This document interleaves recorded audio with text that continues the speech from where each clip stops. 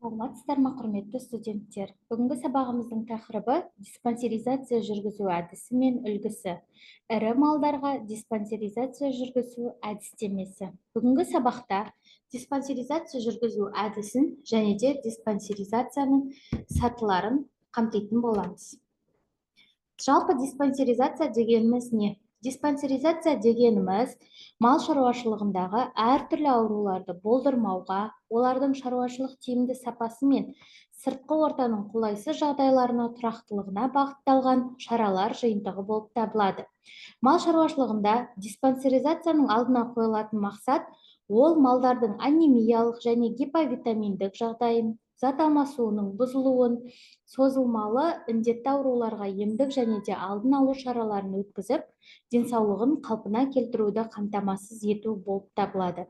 Диспансеризацияны ветеринариялық мамандар жүргізеді және де күзде малды қолда қорада ұстаған кезде және де көктемде жайылымға шығар алдында жүргізіледі. Онда диагностикалық, профилактикалық және де емдік сауықтыру шаралары жүргізіледі. Диспансеризация жүргізу әдісі. Диспансеризацияның мақсаты малдардың денсаулығын уақытында қадағалау, олардан жоғары, сапалы және де тұрақты өнім алу болып табылады. Диспансеризация кезінде шешілетін негізгі мәселелер. Бірінші, малдардың организміндегі зат алмасу барысын қадағалау, жұқпалы емес ауруларды бастапқы кезінде анықтау, аурулардың негізгі себептерін табу, анықталған аурулардың алдын алу, сақтандыру шараларын реттеу. Ауру малдардың диагнозын анықтап, оларды емдеу жоспарларын құру. Жалпы шаруашылықтағы малдардың және оларға жүргізілетін мал дәрігерлік жұмыстардың талдауы.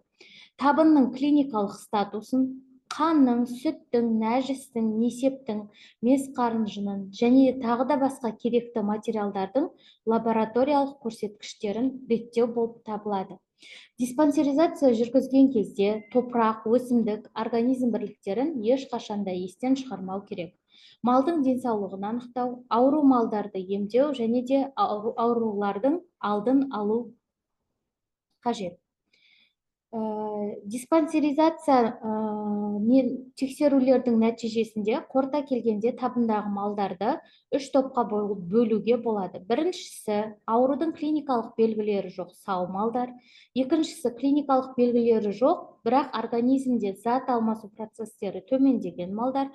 Үшінші сатысындағы ауру малдар болып табылады.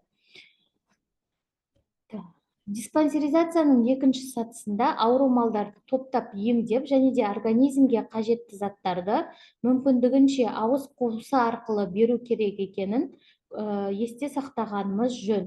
Диспансеризацияның үшінші сатысында аурулардың алдын алу сатысының ең негізгісі болып табылады және де ол кезде келесі мәселелерді шешуге көңіл бөлуі қажет. Біріншіден, шаруашылықтағы малдардың түріне, жасына байланысты биологиялық тұрғыдан құнарлы азық қорын жасауымыз қажет. Екіншіден, шаруашылық жерлерінің топырағын, өсімдіктерін, картасын жан-жақты зерттеу қажет. Үшіншіден, малдарға қыста берілетін азықтардың құнарлығын жазда берілетін азықтарға жуықтап, сәйкестендіру қажет. Диспансеризациялық жоспардың орындалуының барысы мал мамандарының аудандық кеңестерінде талқылап, қорытынды жасалады. Диагностикалық шаралар, малды шаруашылықта қолдану анализі, оған өнімділігі, тұқымы, жасы, қонымдылығы, азықтандыру типі, деңгейі, санитарлық және де азықтың өнімділік сапасы, рацион құрамы, азықтандыру режимі, күтім жағдайы, мал тұратын орынның типі, сырт бейнесі, микроклимат, мацион және де серуеннің сипатының барлығы әсер етеді.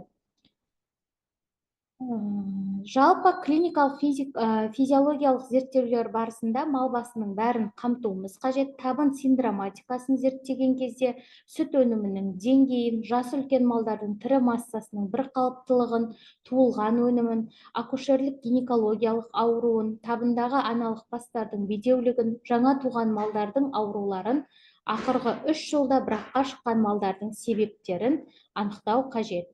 Сиырларды, құнажындарды, бұқаларды клиникалық зерттеуден өткізген кезде олардың жалпы жағдайына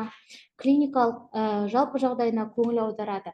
Мінез құлқына, салмағына, қоңдылығына және де тері жабынына, тұяқтары мен сүйектерінің жағдайларына мүмкіндігінше көңіл аударғанымыз жөн.